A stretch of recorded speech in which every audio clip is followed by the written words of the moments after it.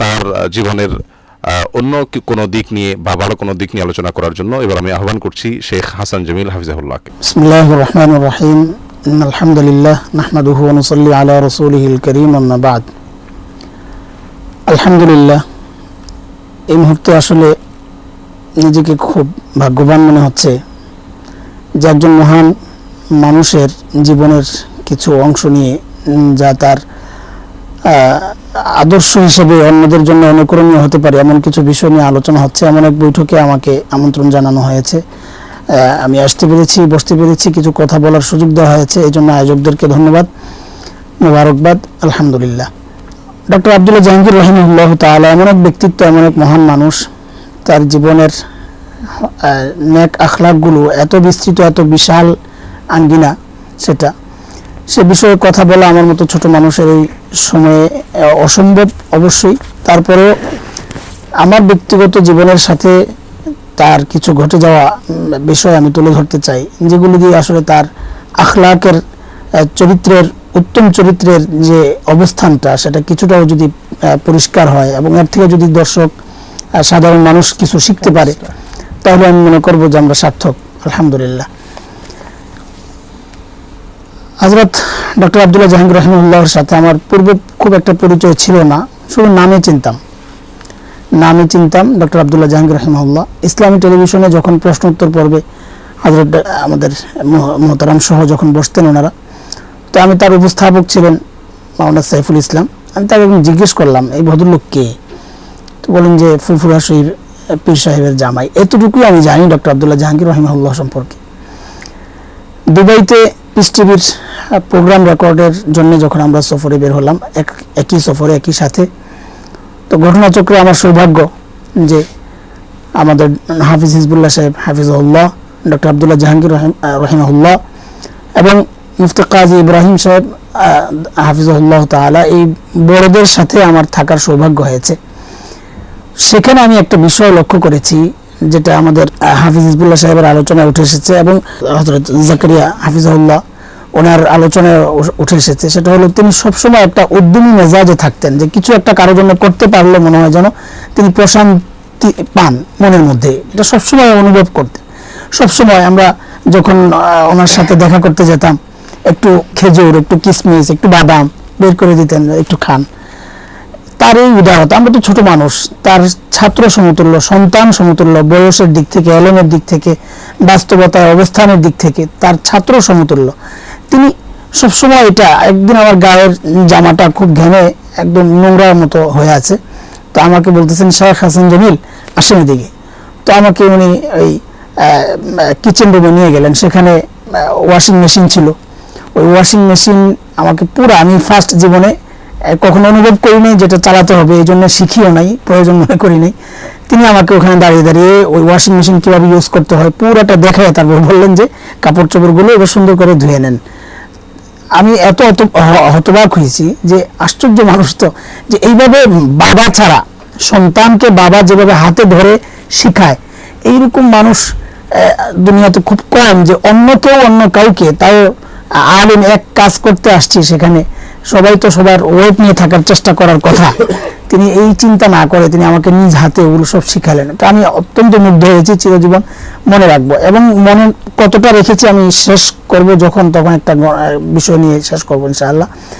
আরেকটা বিষয় আমি একটু মনে করাই দিই, আমাদের মোহাম্মদপুর আদাবরে একটা মাহফিলের আয়োজন হয়েছিল। তো যারা আয়োজক, তারা ডক্টর আব্দুল্লাহ জাহাঙ্গীর সাহেব হাফিজ রাহিমাহুল্লাহ, ওনার সাথে যখন যোগাযোগ করেন যে হয়তো আপনাকে চাই আর সাথে কাউকে যদি আমরা নিতে পারি, তখন তিনি বলেছেন যে আমাদের হাসান জামিল হাফিজাহুল্লাহ আছেন, ওনাকে দাওয়াত করেন। তো ওরা নিজেরাই বললো যে হযরত আপনি একটু যদি যোগাযোগ করেন। আমি আশ্চর্য হয়েছি যে তিনি নিজে আমাকে ফোন করে যে হযরত আমরা একটা মাহফিল করতে চাই, আপনাকে সেখানে চাই। আমি যে হযরত আপনি যখন হুকুম করবেন আমি চলে আসবো। আমি ওইভাবে, আমি নিজেকে এখনো তার ছাত্রের মতোই মনে করি, তখনই মনে করেছি যে হযরত আপনি আমাকে যখন ডাকবেন আমি চলে আসবো ইনশাআল্লাহ তাআলা, একটা ডেট আপনি দেন। উনি বলেন যে না, ডেট আপনি দিবেন। আমি মানে এত আশ্চর্য হয়েছে, আমি ছোট মানুষ, আমি ডেট দিব, সেই ডেট মতো ডক্টর আব্দুল্লাহ জাহাঙ্গীর রাহিমাহুল্লাহ তাআলা প্রোগ্রাম করবেন, সেটা আমার কল্পনায় ছিল না। তো আমি ডেটগুলো বের করে দেখলাম যে কিছু ডেট যেগুলো ফাঁক আছে, ওই ফাঁক মতো একটা ডেট আমি দিলাম। তো এই ডেটটা উনি গ্রহণ করলেন। তখন যতটা না আমি আশ্চর্যান্বিত হয়েছি, যেদিন এই প্রোগ্রামটা সেই দিন একসাথে হওয়ার পর আমি আরো বেশি আমার আশ্চর্যের বিষয় সামনে আসছে। সেটা হলো ওই দিন উনি তুরস্ক থেকে দেশে ফেরার ডেট। ব্যাপারটা মানে কত চমৎকার বিষয় যে ওই দিন উনি তুরস্ক থেকে, কত লং জার্নি, তুরস্ক থেকে তিনি তখন ঢাকা ফিরবেন ওই দিনই পড়েছে সেই ডেটটা। কিন্তু যেহেতু আমার সুবিধা, ওই ডেটে তিনি প্রকাশও করেন না যে ওই দিন তিনি তুরস্ক থেকে মাত্র ঢাকা পা রাখবেন। তিনি বলেছেন ঠিক আছে আলহামদুলিল্লাহ ওই দিনই হবে। আমি জানতাম না বিষয়টা, জানলে আমি অবশ্যই সেটা ওই ডেটটা দিতাম না। কিন্তু যেদিন প্রোগ্রাম সেদিন যখন উনি আলোচনা করতেছিলেন, আরেকটা বিষয় আরো চমৎকার, সেটা হলো আলোচনা কে কখন করবে। তখন উনি বলেছেন যে আমি আগে করব, মাওলানা আমাদের হাফেজ হাসান জামিল সাহেব উনি পরে করবেন, উনি ভালো আলোচনা করেন, মানুষ বেশি আসবে পরে, আমি যখন করব তখন মানুষ এত নাও থাকতে পারে, আমি আলোচনা করার পর যখন লোকজন বসবে তখন তিনি আলোচনা করবেন। ইনি নিজে আমাকে প্রধান বক্তা বানিয়ে দিয়েছেন। আমি মানে ওই পোস্টারের নাম দেখে এবং তাদের যে ব্যানার ছিল, ব্যানারের নামগুলোর সেটিং দেখে আমি বললাম এটা কি করছেন, বলে স্যার বলেছে এইভাবে করতে, আমরা এইভাবে করেছি। একজন মানুষ কত মহান হইলে, তার অন্তরের উদারতা কত বিস্তৃত হইলে আমাদের মতো ছোটদেরকে এইভাবে আগায় দিতে পারে, এটা ডক্টর আব্দুল্লাহ জাহাঙ্গীর রাহিমাহুল্লাহকে না দেখলে আমার এই পর্যায়ের অনুভূতি আসতো না কখনো। মাহফিলের ওই আলোচনায় আমি শুনেছি যে তিনি মাত্র আজকে তুরস্ক থেকে ঢাকায় পা রেখেছেন। তখন আমার এত আশ্চর্য লাগে, আমি বললাম স্যার আপনি আজকে ডেট কেন দিলেন? আপনি বলে শেখ আপনার সুবিধা। আলহামদুলিল্লাহ, আমি এই কারণে তার প্রতি এত দুর্বল হয়ে পড়েছি, তিনি আমার না সরাসরি ওস্তাদ, না আত্মীয়, না পূর্ব পরিচিত, শুধুমাত্র দুবাইয়ের এক সফরে 1 মাস তার সফর সঙ্গী ছিলাম, এতটুকুই তার সাথে আমার সম্পর্ক। কিন্তু আত্মার সম্পর্কটা এত নিবিড়, এত গাঢ় হয়েছে যে তার ইন্তেকালের খবর যখন আমি শুনি, আমার জীবনের এই প্রায় 39 বছর আমার বয়স, এই বয়সে আব্বার ইন্তেকাল ছাড়া কারো ইন্তেকালে আমি এত কেঁদেছি কিনা আমার মনে নাই, আমার জানা নাই। জানাজার পর হযরত ডক্টর হিফজুল্লাহ সাহেব যখন ফোন দিয়ে কাঁদতেছিলেন, আমার সাথে যারা কাছে ছিল তারা দেখেছে যে হযরত সাক্ষী, ফোনে আমিও কথা বলতে পারছিলাম না, হযরতও কথা বলতে পারছিলেন না, যে হাসান ভাই, শুধু ডাক্তার সাহেব হাফিজ হিফজুল্লাহ সাহেব বলছিলেন হাসান ভাই কি হলো, মাটিতে আসলাম ভাই, যেন নিজের কাউকে ছেড়ে চলে আসলাম, আর পারছি না ভাই, খুব কষ্ট লাগতেছে। হযরত কান্না করতেছিলেন, আমিও কান্না করতেছিলাম।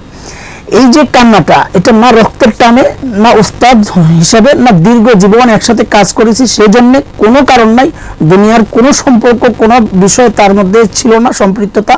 একটাই কারণ, তার আখলাক, তার চরিত্র, তার ব্যক্তিগত যে সুন্দর সিফাতগুলা, সেগুলো আমাদের সামনে তিনি পেশ করার কারণে তিনি আমাদের কাছে এত আপন হয়ে গেছেন যে আমরা তার ইন্তেকালে মনে হয়েছে যেন আমার আপনজন, রক্তের কাউকে, আমার পিতা সমতুল্য কাউকে আমি হারিয়েছি। এটা এখনো অনুভব করি, মনে পড়লেই কান্না আসে। সেই জন্য রব্বে কারীমের কাছে সবসময় প্রার্থনা করি, সকলকে প্রার্থনার জন্য বলি যে আল্লাহ তাআলা যেন ডক্টর আব্দুল্লাহ জাহাঙ্গীর রাহিমাহুল্লাহর এই আখলাক আমাদের ধারণ করার তৌফিক দেন। নিজেকে ছোট রেখে অন্যকে বড় দেখে শুধুমাত্র দ্বীনের সাথে নিজেকে বিলীন করে দেওয়ার এই মানসিকতা যেন আল্লাহ তাআলা সকল আলেমের মধ্যে এই সিফাত যেন ছড়া যায়, সেই দোয়া, সেই প্রত্যাশার সাথে আল্লাহর কাছে আমাদের প্রার্থনা, আমাদের এই প্রিয় মানুষটাকে যেন রব্বে কারীম উত্তম বিনিময় দান করেন। জীবনের ছোটখাটো কোনো ভুল ত্রুটি যদি থাকে সেগুলো যেন আল্লাহ তাআলা তাকে মাফ করে দেন এবং সমস্ত নেক আমলগুলো কবুল করে যেন তাকে উত্তম বান্দা, নেক বান্দাদের মধ্যে শামিল করে নেন। আমিন।